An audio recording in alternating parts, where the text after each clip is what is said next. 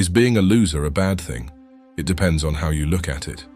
Stoic philosopher Epictetus said some valuable things about what we chase in life, and tries to make us wonder if they truly make us happy, or if it's just an illusion.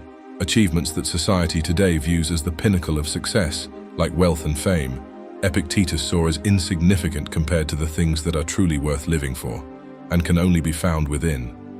He said that constantly craving validation and credit from others keeps us far behind from acquiring something far greater, a mental state where no one can break us down without our permission. But we're so afraid to be seen as losers that we're willing to suffer in exchange for other people's approval. How stupid is that? By putting our money on external goods, we become dependent on them and reduce our chances of finally becoming happy and free. How many people have you heard saying, "I'll be happy when I get this or that"? According to Epictetus, we must be willing to let go of what he laughably called the externals. And if that means that we become total losers in the eyes of society, then that's a price worth paying. This video doesn't urge you to neglect yourself, but exactly the opposite. It explores the philosophy of Epictetus, showing a different way to determine what's important in life, the concept of being a loser, and why being seen as a loser doesn't have to be a bad thing. By the way, you'll find more Stoic wisdom for free in our daily newsletter in the description below. So, what is a loser? The Merriam-Webster dictionary says that it's a person who is incompetent and unable to succeed. But competence and success are relevant terms and depend on who is talking. When is someone successful? Building and running a small business like a hair salon is a success for many people. For others, success means putting people on another planet.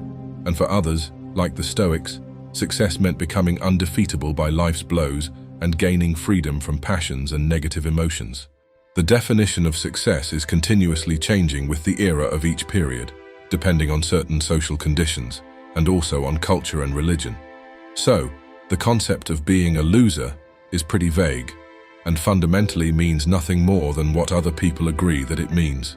Today, for many, success is a well-paying job, a good-looking partner, and having 2-3 kids. For others, this picture includes having a large following on social media and a big social circle that serves as proof that people like you. But why isn't anyone linking success to building a virtuous character? This is what the Stoics found weird and stupid. Talk to a man about how to make money and he'll listen to you with all his attention. Talk to him about how to become good and free and he'll laugh at you. So what if you don't comply with society's overall picture of success? Well, then you're a loser. They believe you cannot acquire what's generally desired, and so you are unable to succeed in life. Here's where Epictetus comes in. What is it that we want? What makes material possessions, extreme wealth, or Instagram fame so appealing? Simply put, it's their promise of happiness that makes us want to get them. We fantasize about a world in which millions of people idolize us while we're enjoying cocktails on the beach. How great this must feel. And for a while, such a life may be great, but eventually, we'll get used to it and return to our baseline happiness, which now comes with a much bigger price tag. Epictetus didn't hold these external goods in high regard. He described them as weak, slavish, and most importantly, beyond our control, because apart from our effort, we need others to get them. Also, the pursuit of these things comes with a significant cost, a price that many are willing to pay, but they sacrifice a lot in doing so. As an example, Epictetus describes someone who wants to succeed at the Olympic Games, which is today still an achievement that generates lots of respect. But he also urges us to consider the sacrifice we have to make and the extent to which this benefits us. You must follow the rules, he said. Have a strict diet, avoid candies, and exercise your body regularly, whether you like it or not. Then, during the game, you may get injured, dislocate your arm, turn your ankle, swallow dust, be ridiculed, and after all that, lose the victory. So is this worth it? You decide for yourself, but make sure you're doing it for the right reason. Is it wise to undergo such toil just for, as Marcus Aurelius put it, a clacking of tongues? Especially if we think public praise is fickle and can change into public shame in the blink of an eye. These things are not consistent, said Epictetus, and he emphasized that only things within our control are worth pursuing, which are inner qualities like contentment, bravery, right action, tranquility, and the power of self-discipline. The rest is overrated. Epictetus is trying to emphasize the difference between what things are and the impression we have of them in our minds. For example, He tells us that there's a difference between how we see our loved ones and what they truly are. Even though a man sees his wife and children as unique and desirable above all other wives and children, they're still just human beings like everyone else.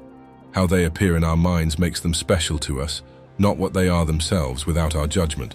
We can apply this logic to everything external. What makes the object we chase so desirable? Is it the object in itself? Or is it the way we perceive that object and what others will think of us if we get it? Also, we don't want what everyone else doesn't want, which is being a loser. Now, it's not necessarily wrong to want what others want. In many cases, what the majority pursues can be beneficial regarding health and well-being. But in many other cases, it's not. And it takes some wisdom and common sense to determine if we're better off not pursuing what everyone else seeks. And this is where philosophy, and especially Stoicism, can help us.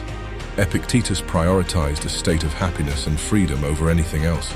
He stated that we should be willing to quit the things that impede it. He wasn't against money, fame, or sex. He just believed that if these things make it extremely difficult for us to achieve our life's mission, which for the Stoics was to be a virtuous human being, then we must minimize them and even avoid them altogether. If that means that we are losers in the eyes of others, then let it be. A Stoic doesn't care.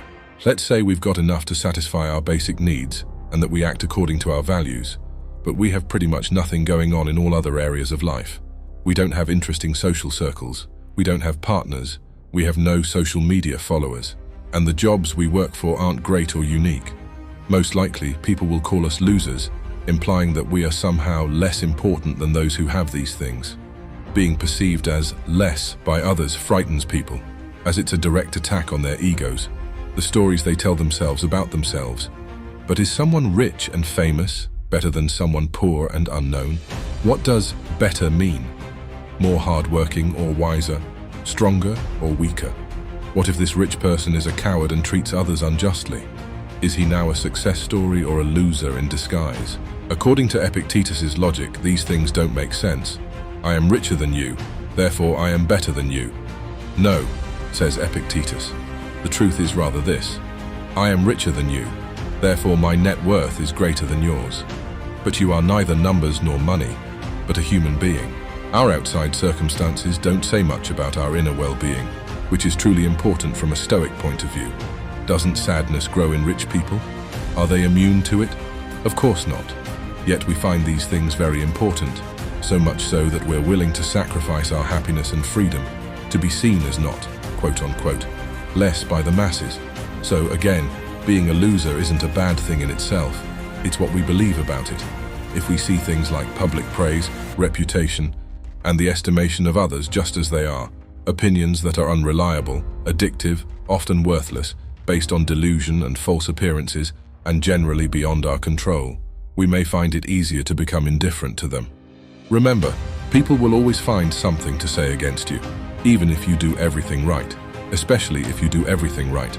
People killed Jesus and Socrates, and you think that they are not going to judge you. Realizing all this makes you think that being a loser by society standards is not that terrible after all. If it means keeping your inner freedom, being a loser doesn't stop us from being happy and free. Quite the opposite. Epictetus said, "Let death and exile and all other things which seem terrible be daily before your eyes, but mostly death. This way, you will never have any unimportant thoughts, nor desire anything too passionately. No matter what direction we decide to go, we'll have to pay the price nonetheless. The question is, what price are we willing to pay?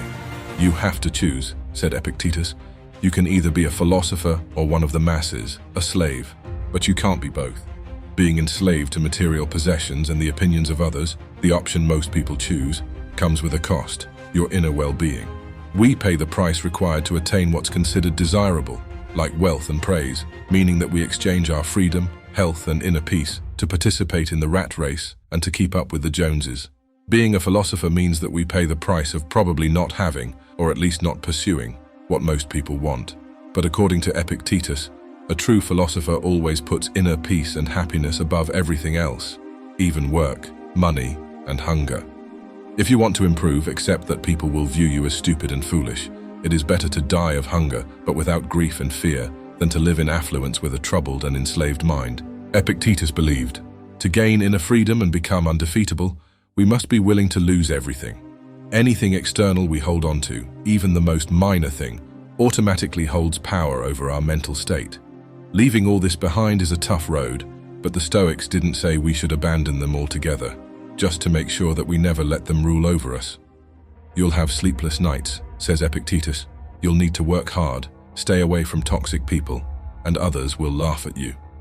Consider these costs and see if you're willing to pay them in exchange for inner peace, unwavering courage, and wisdom.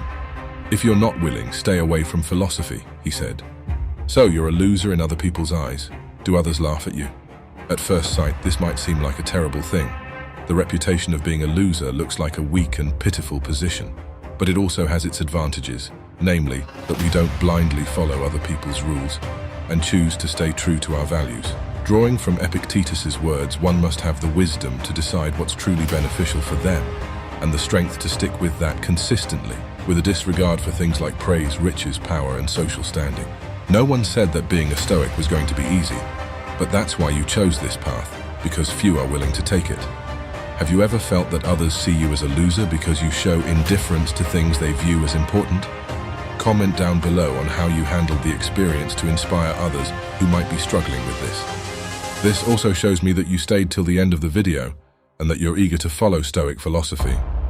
To support our work and see more videos like these, subscribe to the channel and like the video. Thank you for watching.